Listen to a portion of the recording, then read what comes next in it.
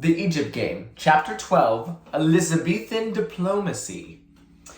When the shapeless, inhuman figure sprang into the middle of the storage yard, the four Egyptians could only clutch each other in panic, too shocked for the moment to even scream. April had just managed to get her mouth open to yell for help, when suddenly Marshall pointed and said, "Look!" A second figure was appearing over the top of the fence. This second invader, who was having some difficulty climbing over the wire at the top of the fence, had a strangely angular look about him. Strangely angular and strangely familiar. In all four Egyptians' frozen fear boiled at once into a choking mixture of anger and relief. In April, it overflowed in stuttering sputter. "You dirty things!" she yelled. On top of the fence, Toby finally managed to get his boxy legs free of the barbed wire. He jumped down, losing his TV head in the process. Then, as the four badly shaken Egyptians turned loose of each other and tried to regain their dignity, the monster and the box man leaned on each other and choked with fiendish laughter. They laughed, leaning on each other and standing up, bending over as if they were in pain, and finally collapsed, sitting on the flat ground.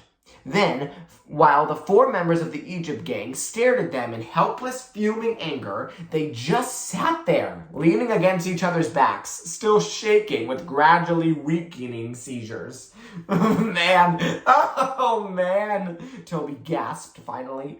"Oh, I've got to quit laughing. My stomach is killing me." "Sheesh, me too," Ken said. "I'm dying." Ken fell over backwards and just lay there, holding his stomach and saying, "Sheesh," weakly from time to time. But Toby crossed his legs and leaned forward with his chin on one hand and stared at the angry Egyptians. "Hey, February," he said finally. "How do you say panic button in Egyptian?" April clenched her fists and took a step forward. Toby started to scramble to his feet. He'd seen April in action before, but Melanie and Elizabeth grabbed her and held her back. "Turn loose," April said. "I'm going to punch him in the nose." "There's no use doing that," Melanie whispered. "That won't do any good. We can't keep them from telling on us by punching them in the nose." After a moment's consideration, April nodded. "Okay, turn loose. I won't punch them. At least not till we find out what they're gonna do." She unclenched her fists, and all three girls approached the enemy. Left behind, Marshall sat down on the edge of the temple floor in a good position to watch everything that might happen. Both the boys were standing now, watching the girls waringly. "Well," Melanie began, "are you gonna tell on us or not?" "Tell on you?" Ken said. "What makes you think we'd do a thing like that?" "Of course not," Toby said. "We don't go around thinking on people." The girls glanced at each other in surprised relief. "However," Toby continued, "this is not a matter of plain and simple thinking. Letting you Egyptians get away with all this secret stuff just might be considered, like, unpatriotic or something." "Hey, you're right," Ken said. "Maybe we ought to tell the FBI." "Maybe we should. Or maybe we could just make an official report on the whole scene. Like for current events tomorrow morning." Toby stalked to the middle of the yard in what was obviously meant to be the Egyptian walk. Then he faced the group, cleared his throat, and in a phony voice he said, "What's happening in Egypt? A very official report by Tobias Alvalar, secret agent." Toby was pretty funny, all right, but no one laughed but Ken. April was thinking a horrible thought. If they knew about the Egyptian walk, how much else did they know?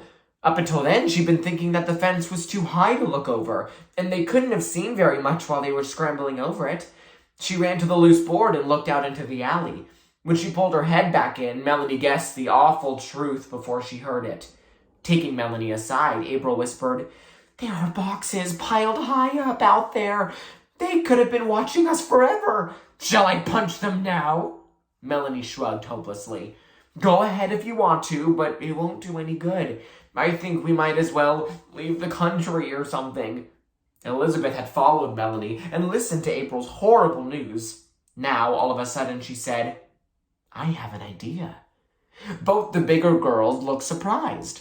Elizabeth wasn't the kind of person you expect to come up with ideas in an emergency, but the situation was desperate, so April and Melanie listened. When Elizabeth finished whispering, April shook her head gloomily. "It'll never work," she said. "Well, we may as well try it," Melanie said. "It can't make things any worse." The enemy watched cautiously as the girls returned to face them. For a few seconds, April and Melanie couldn't think of a way to get started, and the five of them just stood there staring at each other. Melanie spoke first. "We don't have permission to be here from the professor, or our folks, or, well, anybody." Toby grinned. "So what else is new?" he said. April's fists clenched, but she forced herself to open them. "We will be in terrible trouble if you tell on us," she said in as pitiful a voice as she could manage.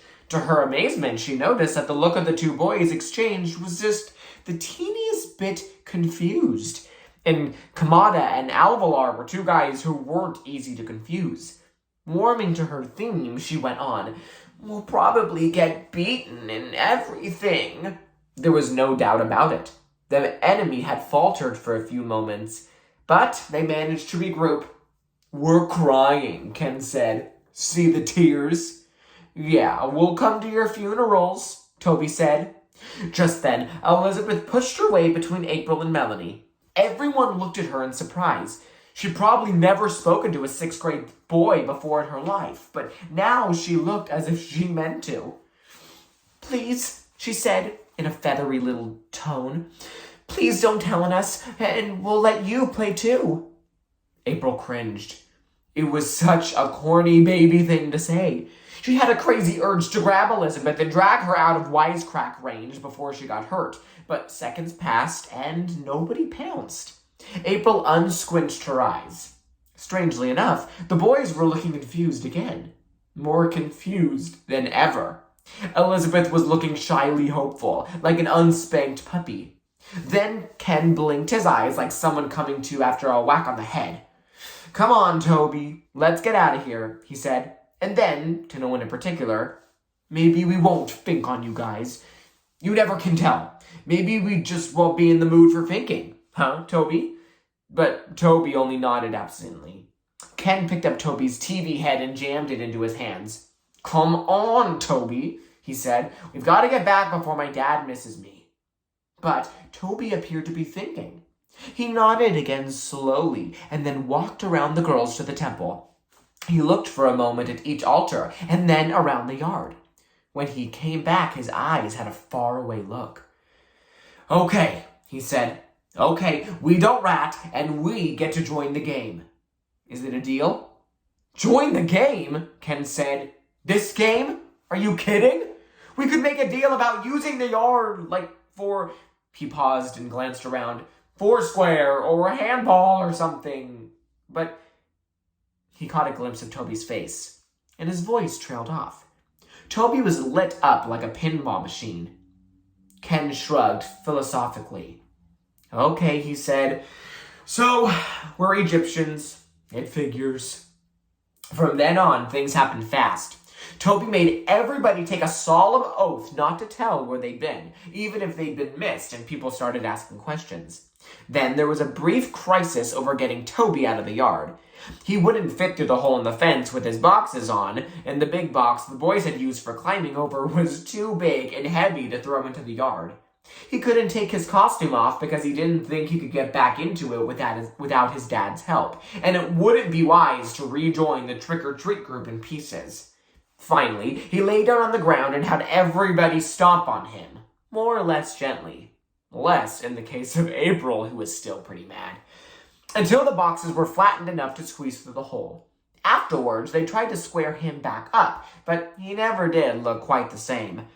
As soon as they carried off the boxes the boys had piled on to climb on, they started off after the trick-or-treat group. Fortunately, Ken knew the line of march, and since they didn't stop at any houses, it wasn't too long until they got caught up. They even had time to collect a few more treats before it was time to go home. But it would have taken more than a few pieces of cheap candy to console April and Melanie. After they got the two smaller kids uncostumed and sent home, they sat on April's bed and stared at each other gloomingly. "What are we gonna do?" April said, finally. "We just can't play the Egypt game with those boys there." "I don't see how we can either," Melanie said. "But what else can we do? You know what will happen if we try to keep them out. We can try to play it anyway. Then, if they're just too awful, I guess we'll have to give up the whole thing." It was a terrible thought. For a few minutes, the two girls contemplated the possibility in mournful silence. At last, in a more cheerful voice, Melanie said, "Well, at least we don't have to give it up yet, thanks to Elizabeth. If she hadn't had that idea, I'll bet those jerks would have finked on us right away, just for the fun of it." "Yeah," April said wonderingly. "How about that, Elizabeth? How'd a little kid like that know how to handle those two creeps? I'm pretty good at handling adults and people like that, but boys, ugh." Melanie grinned.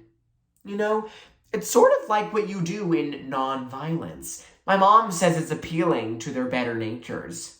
"Better natures? Phooey," April said, wrinkling up her nose.